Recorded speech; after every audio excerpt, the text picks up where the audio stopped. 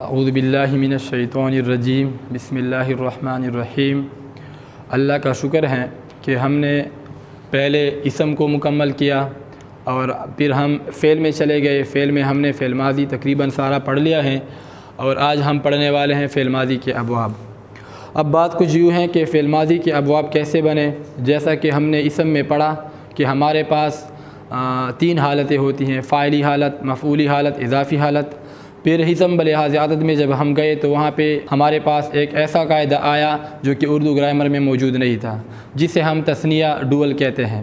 تثنیہ میں ہم نے دیکھا کہ وہاں پہ ہمارے پاس اعراب بالحروف والی چیز آئی، جیسے مثال کے طور پر الطلاق مرتان۔ وہاں سے ہمیں سمجھ آیا کہ سب سے پہلے قرآن مجید نازل ہوا، اس کے بعد عربی کے قاعدے بنے۔ تو جیسے جیسے ہم نے گرامر شروع کیا، ہم نے سارے گرامر کا لنک قرآن مجید سے کروایا، یعنی کہ پہلے قرآن مجید نازل ہوا، اس کے بعد عربی کے قاعدے بنے اور عربی دانوں نے قرآن مجید کے مطابق عربی کے قاعدے بنائے۔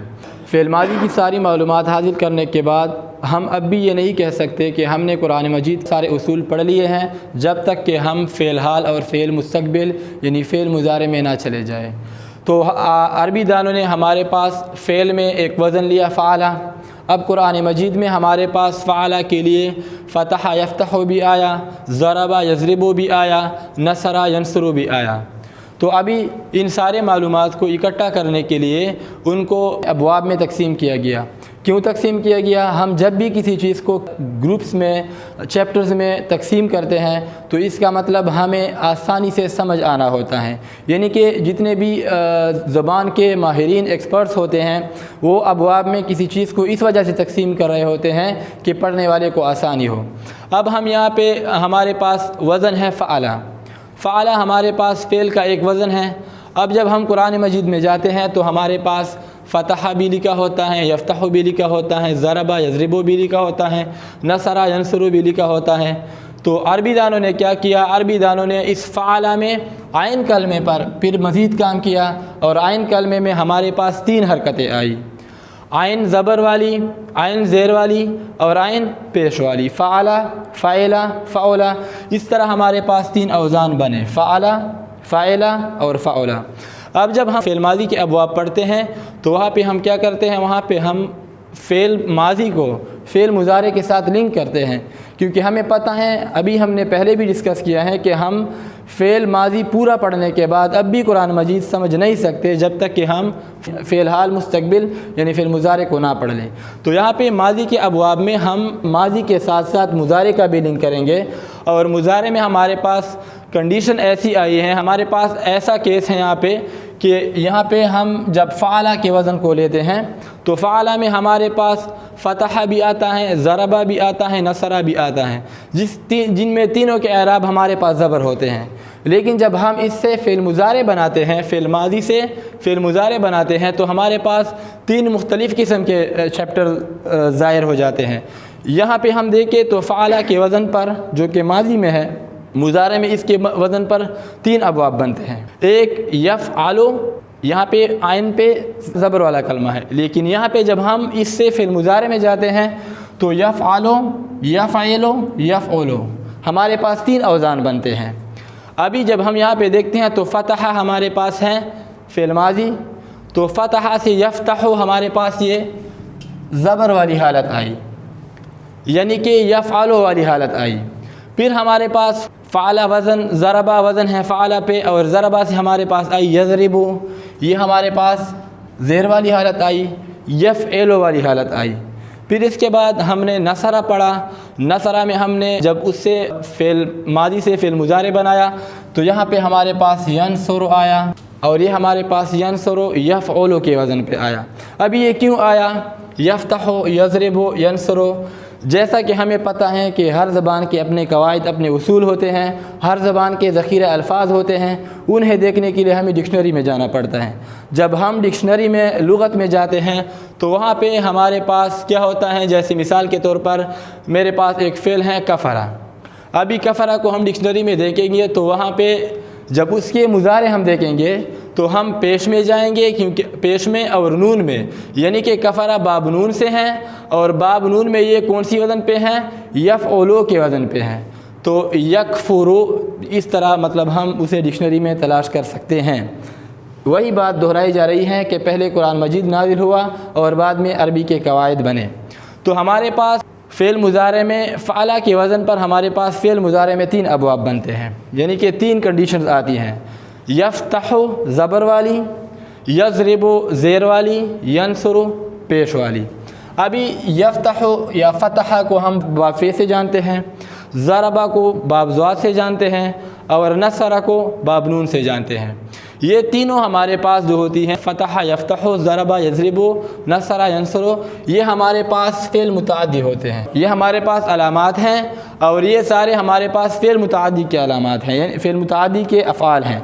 जैसे फ़तह उसने कोला, ज़रबा उसने मारा, नसरा उसने मदद की। तो वहाँ पे हमारे पास फ़ेल मुतअद्दी में हमने पढ़ा था कि हमारे पास वहाँ पे किसका या किसको का जब जवाब आए तो हमारे पास वो फ़ेल मुतअद्दी होता है। तो फ़तह उसने कोला, किसे कोला, किसको कोला, ज़रबा उसने मारा, किसको मारा, नसरा उसने मदद की, किसकी मदद की। तो ये हमारे पास 3 अबवाब बन गए और ये तीनों अबवाब हमारे पास फ़ेल मुतअद्दी के हैं। अभी हमारे पास फ़अला के बाद दूसरा वज़न फ़अला है। फ़अला से जब हम फ़ेल मुज़ारे बनाते हैं तो हमारे पास 2 किस्म की हरकतें आती हैं, एक यफ़अलु, एक यफ़अलु। फ़अला में हमारे पास 3 किस्म के औज़ान आए मुज़ारे में, यफ़अलु, यफ़अलु, यफ़अलु। जबकि फ़अला में हमारे पास 2 किस्म के औज़ान बनते हैं फ़िल मुज़ारे में, यफ़अलु, यफ़अलु। समिअ हमारे पास एक फ़ेल है फ़अला के वज़न पर। समिअ को जब हम मुज़ारे बनाते हैं तो ये हो जाता है यस्मअ, यानी कि आइन कलमे पर हमारे पास ज़बर आता है। ये हमारे पास मीम कहाँ पे, मीम आइन कलमे वाली मीम है, तो यहाँ पे हमारे पास ज़बर आया। जब हम हसिबा की बात करते हैं तो हसिबा में हमारे पास यहसिबु, यहाँ पे ज़ेर आता है, यहाँ पे ज़बर, यहाँ पे ज़ेर। तो ये हमारे पास अलग वज़न बन गया यफ़अलु। यस्मअु किस वज़न पे, यफ़अलु के वज़न पे। यहसिबु यफ़अलु के वज़न पे आया। तो हमारे पास समिअ को हमने बाब सीन कहा, हसिबा को हमने बाब हा कहा। फिर हम तीसरे वज़न की तरफ चले।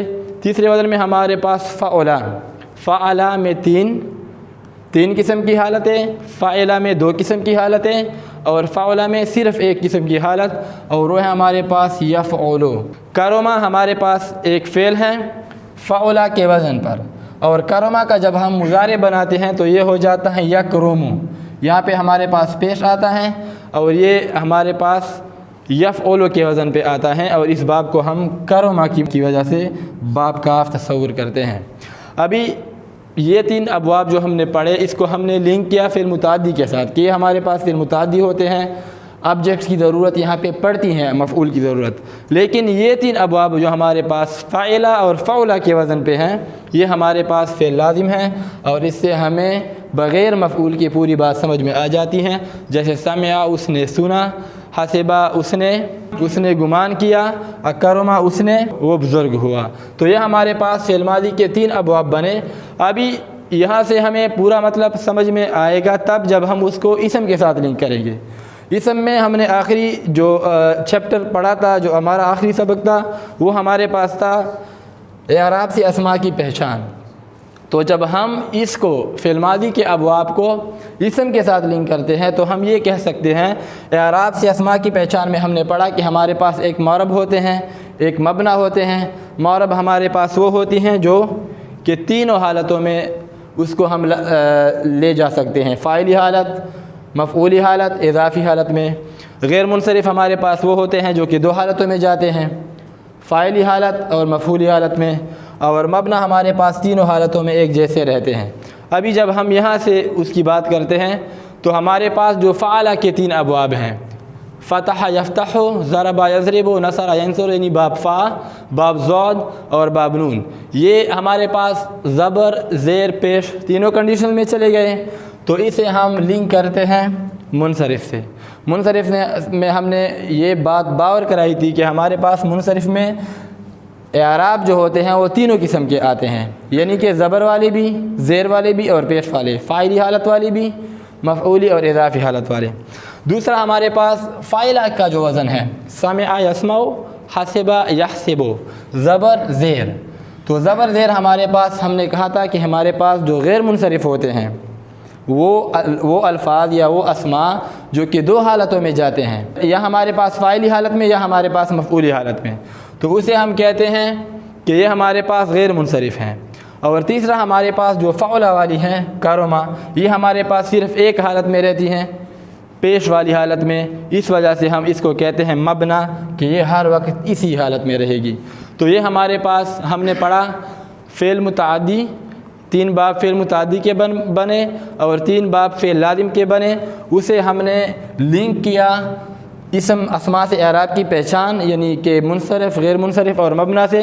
اور یہاں پہ ایک بات، مضارع میں عین کلمے کی تبدیلی سے ماضی کے 6 ابواب بنتے ہیں، یعنی کہ یہاں پہ جب ہم دیکھیں فعلا، فعلا، فعلا، فا پر زبر، لام پر زبر، فا پر زبر، لام پر زبر، فا زبر، لام زبر، ہم جب چینج دیکھیں گے تو عین کلمے میں دیکھیں، یہاں پہ عین زبر، عین زیر، عین پیش، تو اس وجہ سے ہم کہتے ہیں زبر زیر پیش والی عین مضارع میں، زبر زیر والی عین مضارع میں، اور صرف پیش والی عین مضارع میں، یعنی کہ عین کلمے کی مدد سے ہم ماضی کے 6 ابواب بناتے ہیں۔ جزاک اللہ خیرا۔